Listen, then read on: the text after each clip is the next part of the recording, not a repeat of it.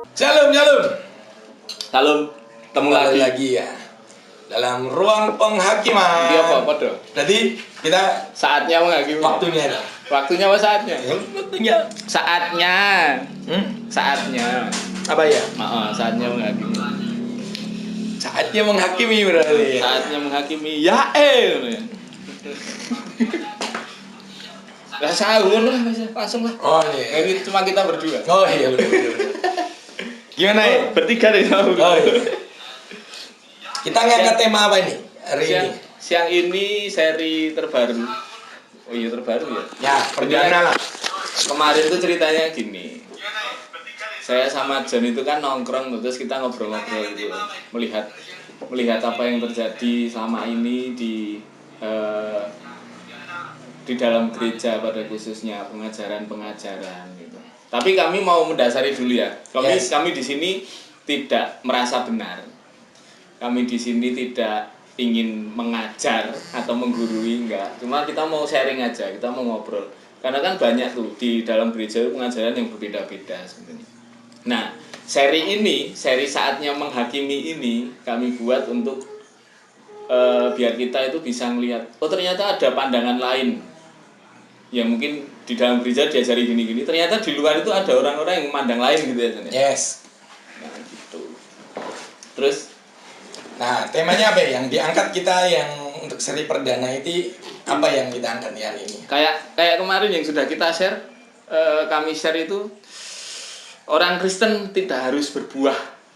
Wah, padahal yang hari-hari ini kita dengar bahkan seperti yang kita sharekan adalah orang Kristen tuh harus berbuah, wajib dan perlu berbuah. Kalau kita set di Google atau di YouTube itu kita ngeset orang Kristen tidak harus berbuah gitu nggak ada. Apa ya? Nggak ada. Isinya orang harus berbuah semua. Harus berbuah semua. Harus berbuah semua isinya. Apa ya? Iya. Orang Kristen tidak harus berbuah gitu. Coba cari Kristen di Google atau di YouTube. Harus berbuah. Dari judulnya ya udah nggak ada ya. Oh iya, bertumbuh berbuah ini. Isinya semuanya berbuah, bertumbuh gitu. Nggak ada yang tidak harus, itu nggak ada. Nah, kita mau ngangkat ini. Sebenarnya orang Kristen tuh harus nggak sih berbuah? Wajib nggak sih berbuah? Dan kalaupun harus atau wajib berbuah itu berbuah yang seperti apa? Yang dimaksud berbuah itu seperti apa gitu? Oke. Benar juga ya, nggak ada nih. Nggak ada. Kemarin aku sudah coba nyari tuh. Isinya itu cuma orang Kristen itu harus berbuah. Jadi orang semuanya Kristen ya? harus menghasilkan buah. Cuma ketika kita baca atau kita dengar tentang apa itu buah gitu, saya pribadi agak nggak cocok dengan apa yang diajarkan. Oh, kenapa? Karena kalau saya sendiri kemarin ya dengar gitu, harus berbuah itu seperti apa ya? Kita itu harus jadi berkat. Kita itu harus jadi dampak. Istilahnya gini, yang bisa dirasakan semua orang gitu. Tapi kalau kita ngelihat di dalam Alkitab, jemaat mula-mula tuh dianiaya semuanya. Para rasul itu diburui. Mereka nggak disukai orang-orang. Berarti kan malah dibunuh. Malah dibunuh. Berarti kan ada yang salah ini. Maksud dari berbuah itu apa kan? Ya, sebenarnya jadi keresahan lagi lah. Jadi suatu keresahan. Apalagi beberapa yang sebelumnya kami sharing juga, yang dari saya pribadi lihat di beberapa pengajaran-pengajaran, dan hari ini banyak kan yang share, nggak hanya pribadi, bahkan gereja, bahkan di persekutuan bicara mengenai orang Kristen itu harus berbuah. Nah, memang yang buat dari kami pribadi adalah kami tidak menentang perihal harus berbuah atau tidak berbuah, bukan soal itunya. Tapi konteksnya, konotasinya, akhirnya kalimat itu, ayat-ayat yang sudah di-sharekan, udah familiar lah, mengenai ayat-ayat perihal berbuah. Walaupun Anda mengenai berbuah, beberapa hal mungkin kita akan bahas, tapi untuk perihal kepribadi itu jadi tolak ukur, terus jadi patokan. Mindset. Jadi mindset. Akhirnya jatuh-jatuhnya apa yang kita tanam di pikiran kita mengenai orang Kristen harus berbuah. Misal untuk si A, biarin nanti kalau dia ikut Kristus pasti berbuah. Suatu saat ternyata dia mengecewakan. Akhirnya kalimat-kalimat itu kita tarik, wah kok tidak berbuah. Nah itu loh yang jadi permasalahan di situ. Bukan perihal, oh kita sepakat, kita mengikut Kristus harus berbuah. Ayatnya ada soalnya. Ayatnya ada beberapa. Tapi yang jadi polemik buat kami ini ya kan. Mungkin nggak tahu yang lain, mungkin yang lain nggak sepakat dengan kami, nggak apa-apa. Malah kalau bisa jangan sepakat, nggak apa-apa.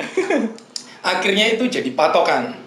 Nah pertanyaannya kalau tadi bicara mengenai beberapa yang sudah disampaikan Eko juga mengenai jemaat mula-mula, itu pun kayak kemarin yang kita bahas dengan Bang Heru, apa yang terjadi dengan gereja, akhirnya kan itu ada rentetan-rentetan mengenai ayat-ayat ini. Kemarin mungkin dengan bercandaan, oh nggak perlu harus berbuah. Misal apa ngambil ayatnya nggak harus mengenai buah. Misal dengan pohon lainnya, dengan zaitun kan nggak harus berbuah, tapi daunnya bisa dipakai. Tapi mindset kita namanya berbuah, mengenai Kristus sendiri sudah bilang kan, sebelum berbuah orang berbuah pasti, konteksnya dia pasti bertumbuh, dia pasti berakar kuat, dan dia pasti di dekat aliran sungai atau enggak itu dirawat dengan baik. Tapi proses berbuah itu kan yang kadang tidak disertakan kepada orang-orang saudara kita lah, ya kan, orang-orang Kristen pada umumnya. Kadang proses orang kan berbeda-beda kalau pria berbuah. Mungkin langsung, tapi kan langsung ayat yang dipakai selalu langsung, ranting kalau tidak berbuah akan dipatah, dipotong, akan dibuang ke dalam api. Di Galatia ya? Ya ada beberapa ayatnya. Kita perlu buka ayat gak sih? Sebagai dasar biar kita nggak dianggap ngaco ya. Apa ya yang benar yang mana nih? Tak ambil Alkitab. Wah. Mungkin ada beberapa yang teks Alkitab lah ya. Cuman yang jadi sharing kita atau mungkin apa ya? Menjadi polemik, kenapa selalu itu jadi tolak ukur untuk saudaramu sendiri, untuk orang-orang Kristen lainnya, dan jadi sebuah hal yang itu patokan. Jadi kalau si A tidak berubah berarti dia belum berbuah, atau komunitas ini vakum, berarti tidak berbuah, atau gereja ini kok jemaatnya makin habis, mungkin berarti dia tidak berbuah juga. Tapi juga dalam hal buah-buah pun ada beberapa hal ya yang kita pelajari. Ada buah pengajaran juga, ada buah mengenai berkat. Nah, yang ini yang jadi rame mungkin ya. Kalau kamu menaruh buahnya akan berlipat 30, 60, 100 kali lipat. Walaupun konteksnya tidak bicara mengenai duit, mengenai, dan itu bukan jadi alat untuk ngeklaim ya. Berarti kalau aku sudah memberkati sekian, Tuhan harus ngasih aku 30 sampai bahkan 100 kali lipat. Tapi kita nggak mau nyinggung sampai ke mengenai hal yang itu, tapi kita bicara mengenai orang Kristen harus berbuah dalam hal perbuatan. Monggo, Pastor Eko. Aku lupa itu gimana. Kalau nggak salah Galatia apa Yohanes ya? Apa Yohanes yang ngomong soal pokok anggur itu loh. 15 ya. Yang di luar aku kamu tidak dapat berbuat apa-apa. Yohanes 15 ya. Oh iya. Pokok anggur yang benar. Yohanes 15. Benar ya? Benar. Tapi aku lali betul. Saya lupa. Di Yohanes 15 itu kan ada, di situ Yesus ngajar ya. Di situ Yesus khotbah, dia ngajar soal pokok anggur yang benar. Nah, di situ dikatakan bahwa semua yang tinggal di dalam Yesus itu pasti berbuah. Cuma yang jadi pertanyaan, berbuah itu seperti apa itu loh. Yang jadi keresahan kita, berbuah itu seperti apa? Kalau kita baca di ayat yang 15, nggak cuma di pokok anggurnya ya. Kita teruskan baca sampai selesai. Itu sebenarnya satu kesatuan, yaitu mengajar soal berbuah itu apa. Jadi nggak cuma, kan banyak nih pengajar itu cuma ngambil yang pokok anggurnya aja nih, Jon. Ya. Jadi yang tidak berbuah itu nanti dipotong, dibuang, dibakar gitu. Cuma yang dimaksud di situ berbuah apa itu? Kita harus baca semuanya. Full perikop ya. Full perikop. Kita mau baca gimana? Ini Ya, panjang banget loh, Jon. ini aja. Ini aja. Ini sampai sini aja. Mengenai ini dah. Sampai murid-murid ini. Itu aja. Yohanes 15 ayat berapa sampai berapa ini? Yohanes 15 ini yang pokok anggur yang benar ya. Yohanes 15 ayat 1 sampai 8. Perikopnya pokok anggur yang benar. Akulah pokok anggur yang benar dan Bapakulah pengusahanya. Setiap ranting padaku yang tidak berbuah dipotongnya, dan setiap ranting yang berbuah dibersihkannya supaya ia lebih banyak berbuah. Ini udah berapa kali nih berbuah disebut di sini. Kamu memang sudah bersih karena firman yang telah kukatakan kepadamu. Ayat 4. Tinggallah di dalam aku dan aku di dalam kamu. Sama seperti ranting tidak dapat berbuah dari dirinya sendiri. Kita harus garis bawah ini. Ranting tidak dapat berbuah dari dirinya sendiri kalau ia tidak tinggal pada pokok anggur. Demikian juga kamu tidak berbuah jikalau kamu tidak tinggal di dalam aku. Ayat 5. Akulah pokok anggur dan kamulah ranting-rantingnya. Barang siapa tinggal di dalam aku dan aku di dalam dia, ia berbuah banyak. Sebab di luar aku, kamu tidak dapat berbuat apa-apa. Barang siapa tidak tinggal di dalam aku, ia dibuang keluar seperti ranting dan menjadi kering. Kemudian dikumpulkan orang dan dicampakkan ke dalam api lalu dibakar. Jikalau kamu tinggal di dalam aku dan firmanku tinggal di dalam kamu, mintalah apa saja yang kamu kehendaki. Ini nih ayat favorit nih. Orang Kristen ini ayat favorit nih. Ya, tak ulangi ayat 7 ya. Jikalau kamu tinggal di dalam aku dan firmanku tinggal di dalam kamu, mintalah apa saja yang kamu kehendaki dan kamu akan menerimanya. Dalam hal inilah Bapakku dipermuliakan, yaitu jika kamu berbuah banyak, dan dengan demikian kamu adalah murid-muridku. Nih. Amin. Ini ayat yang sebenarnya kalau dibaca sampai sini, ini jadi ayat yang jadi pertanyaan buat aku pribadi. Yang dimaksud berbuah di sini apa sih? Apa kita mengharapkan sesuatu? Ini kan dia dibilang kan, apa yang kamu minta di dalam aku akan berikan. Ini ayat favorit. Ketika kita ngomongin berbuah, pasti kita ngomong soal iman. Jadi apa yang kita minta itu Tuhan berikan supaya apa? Supaya kita diberkati dan menjadi berkat. Itu kalau buat aku sebuah pertanyaan sih. Kenapa? Karena kalau melihat murid-murid Yesus, mereka tidak kurang-kurang berbuah. Mereka hidup sesuai dengan buah roh, mereka pasti juga punya gitu loh. Cuma pertanyaannya, kenapa murid Yesus itu tidak, istilahnya tidak menikmati hidup mereka seperti halnya orang-orang yang ajarkan sekarang, orang-orang Kristen yang ajarkan sekarang. Kamu pasti kalau berbuah itu bisa dinikmati semua orang. Kamu harus punya sesuatu untuk bisa dinikmati seseorang. Jadi, tolak ukur ya. Jadi tolak ukur. Jadi ketika orang Kristen tidak memiliki itu, jadi tidak bisa dilihat nih. Dirasakan. Otomatis dia dibilang tidak berbuah. Apakah benar seperti itu? Gitu. Kalau menurut aku pribadi enggak. Ya. Kamu gimana, Jan? Sama kan, kita jadi kenapa itu harus jadi tolak ukur mengenai ayat-ayat mengenai perihal pengikut Kristus harus berbuah. Kalau dasarnya pengikut Kristus harus berbuah perihal apa yang dimiliki. Tadi seperti tadi yang saya sampaikan mengenai misal gereja. Oh, kalau gereja berbuah berarti jemaatnya banyak. Bisa berkat untuk semua orang. Gerejanya gede. Gerejanya besar. Atau enggak terus komunitas, ada komunitas Kristen. Wah, pengikutnya banyak, kegiatan banyak.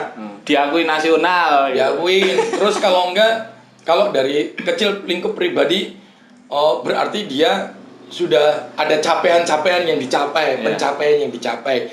Dia sekarang sudah, oh jadi atasan, atau enggak sekarang sudah punya rumah sendiri, Dapat promosi di kerjaan. dan itu sebenarnya buat kami kontra dengan apa yang pengikut Kristus itu sendiri.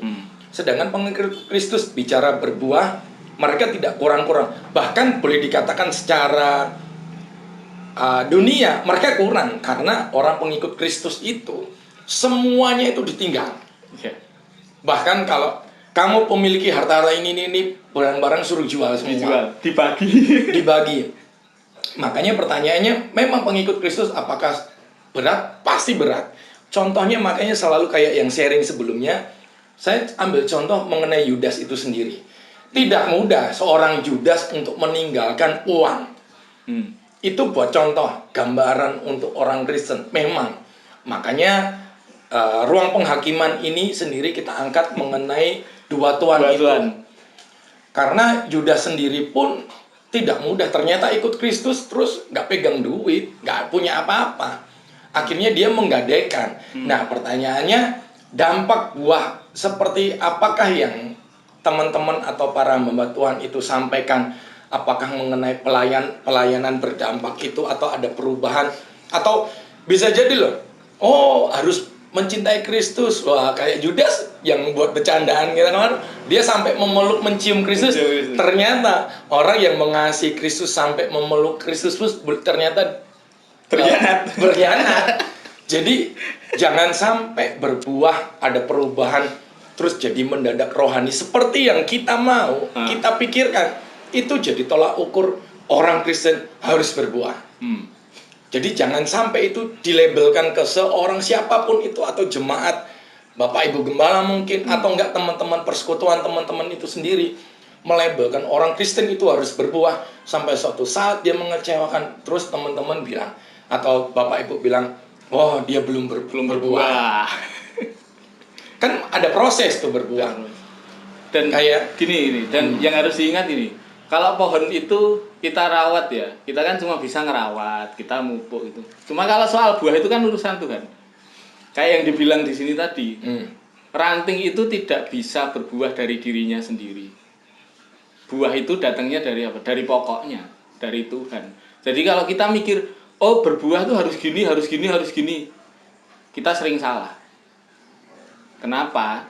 Karena buktinya murid-murid Tuhan, orang-orang Kristen itu akan dianiaya. Kalau kita baca perikopnya ayat 15 itu terus, barusan saya baca, ternyata mengejutkan loh. Kenapa? Setelah Yesus ngomong soal berbuah, Yesus ngomong dunia akan membenci kamu. Kan kontradiksi. Ya. Tidak seperti yang kalian bayangkan. Oh berbuah itu ternyata harus disukai orang. Ya. Entah itu yang mengenal Kristus ataupun belum mengenal Kristus sama sekali. Dan ternyata kan kontradiksi. Kalau kita cuma ngambil di ayat 15 yang pokok anggur, kita nggak meneruskan kata-kata Yesus. Kita harus ingat, Alkitab ini sebenarnya nggak ada judul. Judul ini kan diberikan untuk mempermudah kita. Sebenarnya Alkitab ini kan lurus semua. Lurus gulungan dari gulungan semua. Jadi ditulis itu lurus semua, satu kesatuan gitu. Yang di Yohanes ini juga. Jadi sebenarnya itu nggak ada judul gitu. Kalau kita baca menurut judul, oh ini jadi gini, kita mengartikan menurut judul, kadang iya benar. Cuma kalau kita menelan mentah-mentah, kita tidak mengerti konteks dari perikop itu, kita bakal salah. Contohnya ini tadi, ketika Yesus ngomong soal pokok anggur, kita harus berbuah, kita harus tinggal dalam Yesus, kita mandek sampai di situ, apalagi mandek sampai kita berhenti pada mintalah apapun, maka Tuhan akan memberi, kita akan salah. Karena apa? Perkataan Yesus tidak sampai di situ tok. Diteruskan lagi. Kita harus mengasihi pertama. Setelah itu Yesus ngomong soal kasih. Seperti Yesus dan Bapa itu mengasihi, Bapa mengasihi Yesus, kita harus hidup dalam kasih itu. Yang dibilang tinggallah dalam aku, tinggallah di dalam aku itu apa? Kita harus tinggal di dalam kasih Tuhan. Dan kasih Tuhan itu nanti yang akan menghasilkan buah. Buahnya apa? Otomatis adalah kasih. Yesus bilang di sini soal kasih. Kalau kita teruskan lagi, ada perikop di sini yang sangat mengejutkan setelah Yesus ngomong soal buah. Dunia membenci Yesus dan murid-muridnya. Jadi Kan kontradiksi sekali kalau apa yang kita selama ini kita dengar. Orang-orang akan menyukai kita kalau kita berbuah, kita akan jadi dampak yang baik. Orang-orang akan terberkati dengan kita. Ternyata enggak loh, Yesus enggak ngomong soal itu loh. oh langsung saya keingat saya Merinding. Kademen aja. Kedinginan karena gini. Sebenarnya kita saling belajar ya, saling koreksi. Saya pribadi pun kami koreksi juga. Iya. Kadang kita merasa apa yang kita dapat ayat ataupun itu mungkin mungkin dari suara Tuhan atau apapun. Kadang-kadang apa yang kita kerjakan, apa yang kita sampaikan, apa yang kita perbuat, itu bukan maunya Tuhan loh. Makanya jadi bicara tadi memberi berkat, saya keinget Ananias juga kan. Ananias Safira. Iya kan, dia merasa biar dilihat orang, karena itu pun jadi tolak ukur banyak pelayan loh, gereja loh. Wah, dia memberi persembahan ke komunitas, ke gereja, ataupun ngasih ke orang, banyak, ngasih orang makan banyak, luar biasa. Ternyata hasil itu duit dari mana? Apakah itu buah seperti itu? Walaupun tetap ya nggak itu, tapi yang harus kerja keras. Tapi kan balik lagi, statement orang Kristen harus berbuah, yaitu buahnya harus melakukan ini itu kan jadi kontradiksi juga kan. Makanya itu ngerti loh, kadang apa yang kita kerjakan, apa yang kita pikirkan, konteks perikop yang mau kita sampaikan, tanpa kita sadari kita sudah melabeli orang-orang dengan ayat itu. Jadi kita membentuk mindset sendiri. Ya, membentuk mindset, akhirnya pun padahal bicara kontradiksi, kalau kita mau selesaikan, pengikut Kristus ternyata dibenci.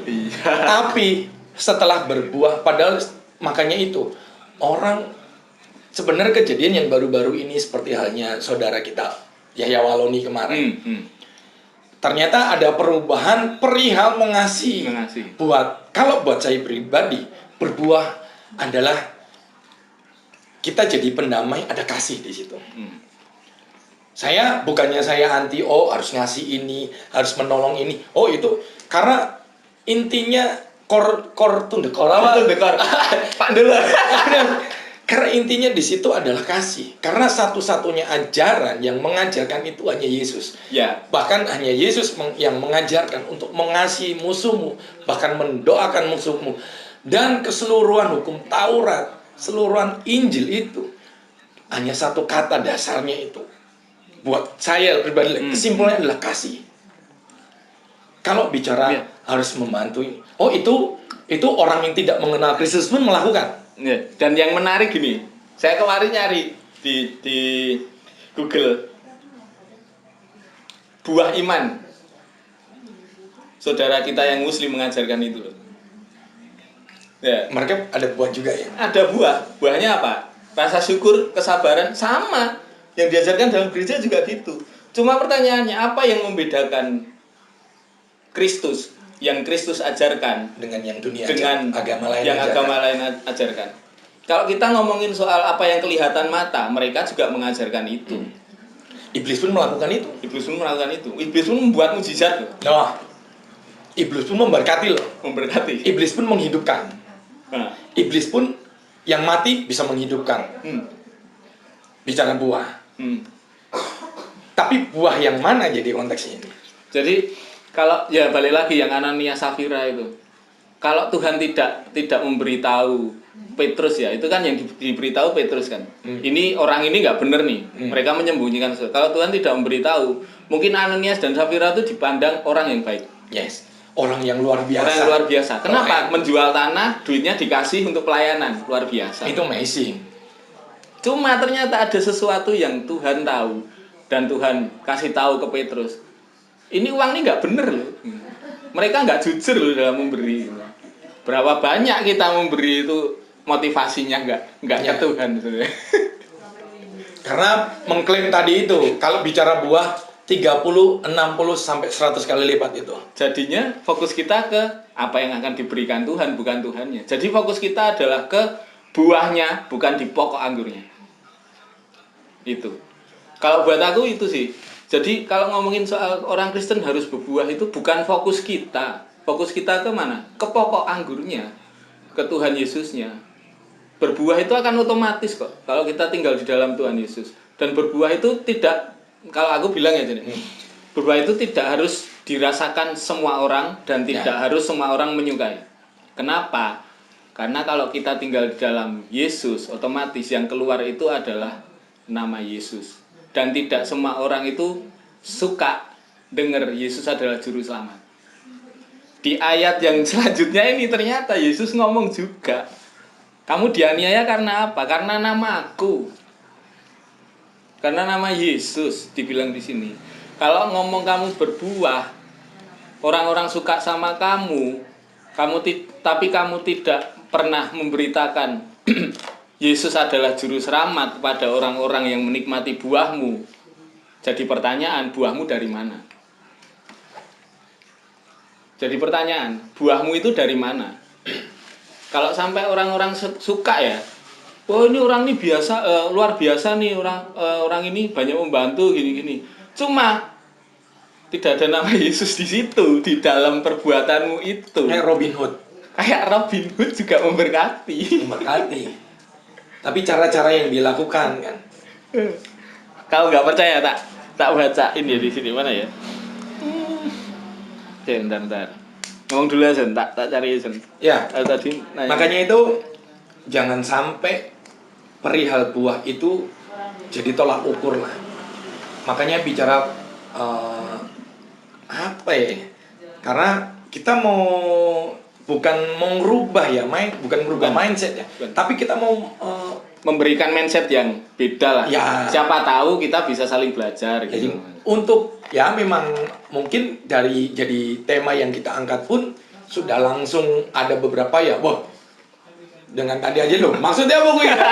Loh masa orang Kristen tidak harus berbuah, bener. Bahkan buah roh itu kami sepakat. Iya. Buah roh, tapi jangan lupa iman pengharapan ya, yang terakhir itu adalah bicara soal kasih.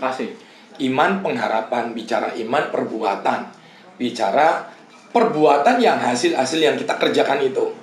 Kita percaya kita dapat berbuah, terus melalui perbuatan itu kita memberi ini, menolong ini, membantu ini, tapi yang terakhir jangan lupakan perihal kasih. Itu. Ya cuma kalau ngomong soal itu juga ini nih, aku udah ketemu di sini. Jadi ingat. Jadi yang dibilang John tadi juga setelah pokok anggur yang benar, Yesus ngomong soal kasih. Orang yang mengasihi aku akan menuruti perintahku. Perintah Yesus. Perintah Yesus ini apa? Jadi jadi konteksnya gini. Yesus ngomong, tinggallah di dalam aku. Terus habis itu tinggal di dalam Yesus itu gimana toh? Dijelaskan di perikop selanjutnya. Orang yang tinggal di dalam aku itu adalah orang yang mengasihi aku. Orang yang mengasihi aku itu gimana toh? Melakukan perintahku, perintah Yesus. Melakukan perintah Yesus tuh apa toh perintahnya? Ini 15, pasal 15 ayat yang terakhir. Ayat 27. Tetapi kamu juga harus bersaksi karena kamu dari semula bersama-sama dengan aku. Jadi buahnya itu apa? Kesaksian. Tidak memberi, kamu bagi-bagi duit. Aku tiba-tiba inget. Sempat viral itu apa ya namanya ya? Instagram yang bagi-bagi duit itu Jan. Jadi orang-orang sultan itu. Oh ya kan. Mereka nganu followernya terus kamu pengen apa toh? Dikasih. Butuh berapa? Butuh berapa toh? Mereka bisa melakukan itu loh. Tapi tidak ada kesaksian tentang nama Yesus di situ. Jadi kalau aku pribadi, kamu ngomong soal buah itu apa? Buahmu apa? Harus ada kesaksian, udah titik. Dan kesaksian itu tidak semua orang seneng. Makanya jemaat mula-mula itu dianiaya, diburu. Karena apa? Bukan karena buah mereka, bukan karena apa yang mereka lakukan, enggak. Disebutkan jemaat mula-mula itu disenangi orang-orang dan Tuhan membuat mereka banyak. Tapi mereka juga dianiaya, diburu karena apa? Karena nama Yesus. Kesaksian mereka itu loh yang diburu. Jadi kalau ngomong buah, kalau buat aku pribadi yaitu buahmu itu apa? Kesaksian. Udah, titik. Di situ dah. Mungkin kan beberapa ada yang berpikir, oh biar orang melihat Kristus ada dalam kita karena kita melakukan ini itu. Balik lagi, kalau bicara di dalam firman Tuhan kan, makanya Tuhan tidak mengenal kita karena yang kita lakukan adalah ajaran-ajaran manusia, bukan ajaran Kristus. Ajaran manusia siapa toh? Ya orang yang mengenal Kristus ataupun yang belum mengenal Kristus sama sekali. Bahkan iblis pun mengajarkan itu, memberi, menolong, memberi jalan keluar, bahkan ngasih nyawa sekalipun. Tapi yang dilakukan iblis, dua hal yang tidak bisa dilakukan iblis adalah apa tuh? Memberi keselamatan, menyelamatkan, dan untuk mengampuni juga, dan beberapa juga.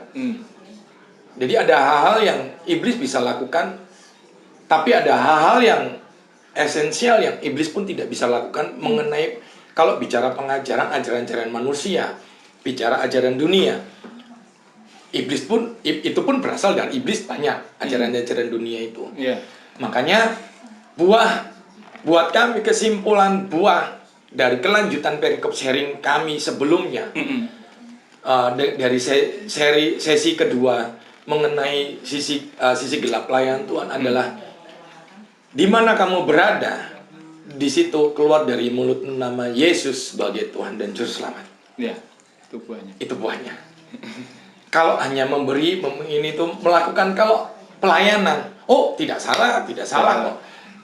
Dari teman-teman, saudara-saudara yang Nasrani dimanapun berada, itu pun memang kita harus melakukan itu. Karena kita diberi talenta. Ada itu. Mengenai pelayanan, kita membantu, kita ada. Kalau nggak ada ya, yang bisa dibantu ya dibantu kan gitu. Nah, lucu juga kalau dari gereja-gereja tadi yang kita awal selalu melabelkan, orang Kristen harus berbuah, atau siapapun yang menyampaikan firman atau perikop mengenai itu. Tapi kamu nggak lihat tetanggamu dari gereja lain yang membutuhkan pertolongan, kamu tutup mata, tutup telinga, gitu. Gini berarti. Terus buah yang seperti apa yang kalian sampaikan itu? Sekalinya tidak sesuai dengan yang kalian pikirkan, wah kalian langsung membuat tembok, blank. Wah nggak. Wah ini sinodenya lain, gitu. Misal nih ya. Wah itu kota lain, gereja di kota lain. Wah itu tetangga. Wah dia belum mengenal Kristus. Terus apalagi nih? Terus jadi buah yang seperti apa yang kalian mau? Atau buah yang kalian mau yang menyenangkan hati kalian berarti? Iya dong. Iya dong. Yang yang sesuai dengan apa yang kalian pikirkan, itu buah itu. Buah itu ya. Buah yang kalian maksudnya apakah itu? Iya. Buah yang kalian maksud adalah buah yang membuat hati kalian senang, yang sesuai apa yang di pikiran kalian, disukai. Berarti itu buah yang kalian mau, bukan buah yang Yesus mau. Jadi menarik ya kalau ngomong soal buah ini. Saya dari kecil tuh diajari gini, kamu tuh kalau jadi orang Kristen itu tuh harus berbuah, sering berdampak. Nolong orang, kamu harus baik sama orang. Kamu nggak kenal Yesus pun kamu diajari kayak gitu kok. Jadi lucu sih ketika aku pribadi ngerentung ya kalau ngomong soal buah itu. Apakah buah itu sama yang dimaksud dengan dunia ini gitu. Kita jadi dampak buat orang lain. Ternyata enggak. Saya baca ini tadi, baru ini tadi saya baca. Ternyata buah itu apa? Kamu harus bersaksi. Kalau kamu tinggal di dalam Yesus, tapi buahmu sama dengan yang dunia kasih, kamu menolong orang, terus itu kamu anggap buah ya. Kamu ngasih duit ke orang, terus kamu dia apa-apain itu diem aja. Menurut saya pribadi itu bukan buah. Kasih itu tidak ngomong soal kamu dia apa-apain diem aja, enggak. Harus ada pembelaan. Berapa kali rasul ditentang, mereka membela diri. Mereka tidak diem aja. Yesus sendiri ditentang pemimpin-pemimpin Yahudi. Yesus ngasih pembelaan. Cuma yang jadi poinnya ini adalah mereka mau terima apa enggak gitu. Kalau ngomongin soal buah ya, tidak semua orang akan menerima itu. Tidak semua orang akan menikmati buahmu. Karena apa? Buahmu itu adalah sebuah kesaksian, kamu memberitakan nama Yesus. Itu. Dan orang-orang yang menikmati buahmu pasti selamat. Dan menariknya lagi, perihal amanat agung. Jangan lupa. Jadi perikop terakhir di Matius 28 sendiri perintah untuk memberitakan Injil. Ya kan? Dan ke-11 murid itu di ayat yang 16 dan ke-11 murid itu berangkat ke Galilea, ke bukit yang telah ditunjukkan Yesus kepada mereka. Ketika melihat dia, mereka menyembahnya, tetapi beberapa orang ragu. Yesus mendekati mereka dan berkata, "Kepadaku telah diberikan kuasa di sorga dan di bumi." Ada perintahnya ini yang bicara mengenai amanat agung ini dan bicara buah itu sendiri. Karena itu pergilah, jadikanlah semua bangsa muridku dan baptislah mereka dalam nama Bapa dan Anak dan Roh Kudus, dan ajarlah mereka melakukan segala sesuatu yang telah kuperintahkan kepadamu. Jadi ada perintah Kristus yang harus dilakukan itu. Dan ketahuilah, aku menyertai kamu senantiasa kepada akhir zaman. Memang tidak mudah. Kita bicara ngomong nama Yesus di tengah-tengah orang yang tidak mengenal Kristus. Bahkan kita tahu kelompok itu membenci Yesus. Tuhan pun tahu. Tuhan pun tahu kita ragu. Tuhan pun tahu kita takut. Bukannya kita tidak boleh takut. Kita boleh takut. Manusiawi. Makanya Tuhan bilang jangan takut. Dan kita pun ragu. Bahkan saya dari pengalaman saya pun dengan beberapa kelompok, kalau saya mau ngomong nama itu, kayak gak enak hati, perkewuh gitu kan, kalau orang Jawa bilang kan. Kan makanya Yesus kan memang dari murid-muridnya dan beberapa orang pun ragu dalam hal kita ada penguatan untuk mau share, ragu mengenai Kristus itu sendiri. Ada beberapa hal keraguan yang membuat kita untuk menyerukan nama Yesus di mana kita nantinya berada. Jadi memang tidak mudah. Kalau bicara buah-buah yang ada di pikiran kalian mengenai perbuatan atau mengenai tadi bicara berkat luar biasa, bicara jumlah atau apa ya? Ini kalau saya produksi di Astra, bicara kuantitas ya. Ya. Itu kan bicara jumlah buah, berbuah banyak, ya kan, jumlah. Itu balik lagi, dunia pun mengajarkan itu.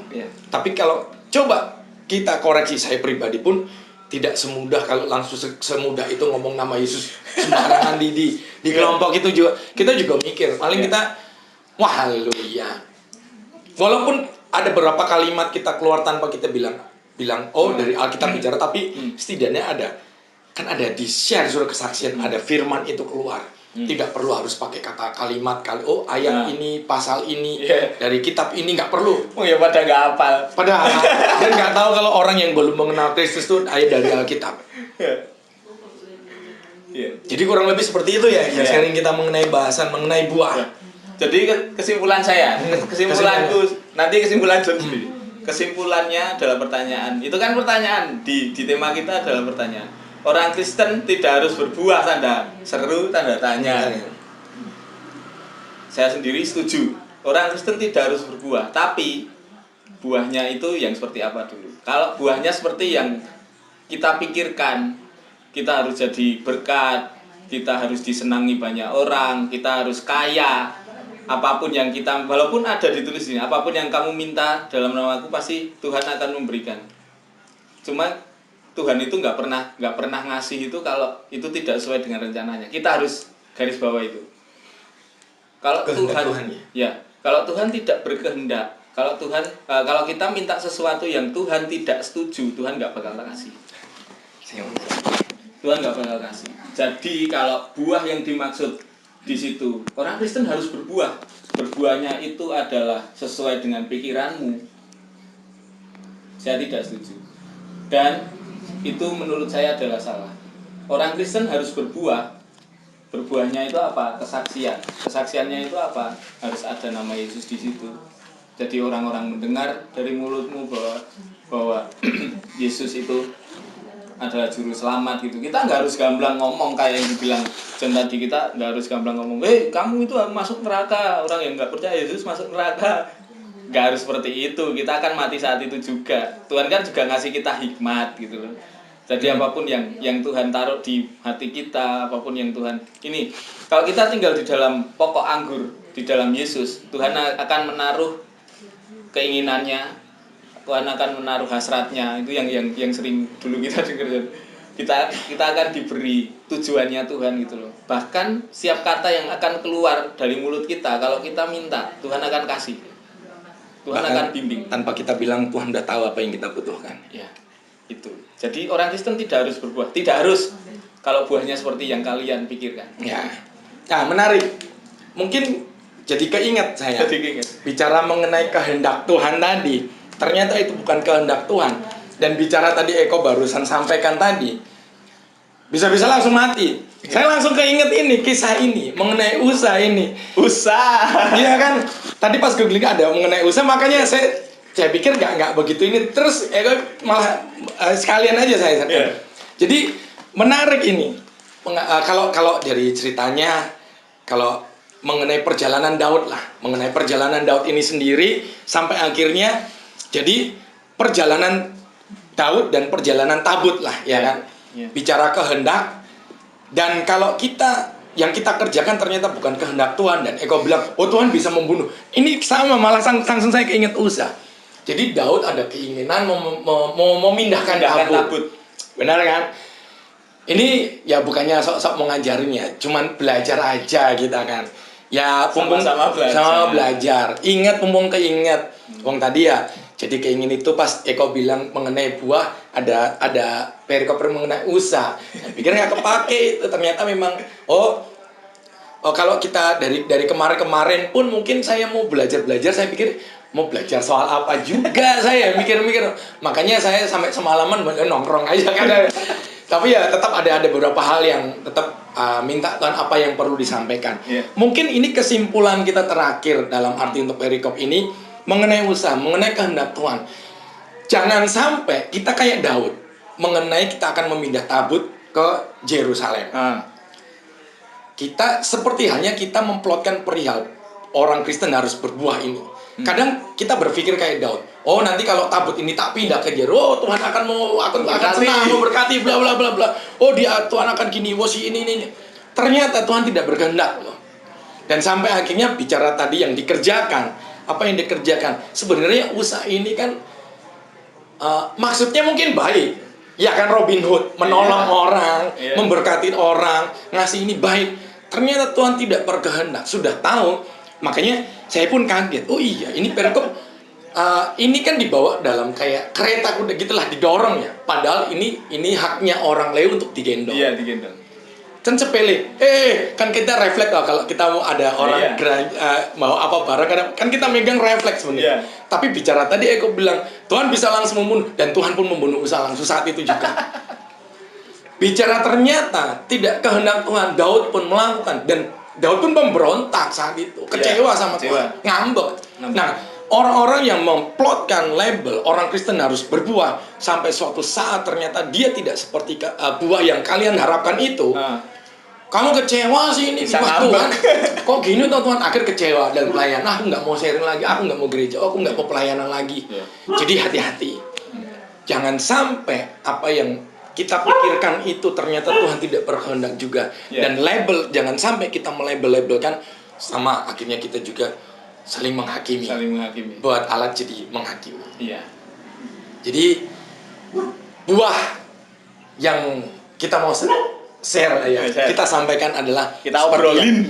Yang kita bahas hari ini adalah mengenai jadilah saksi Kristus.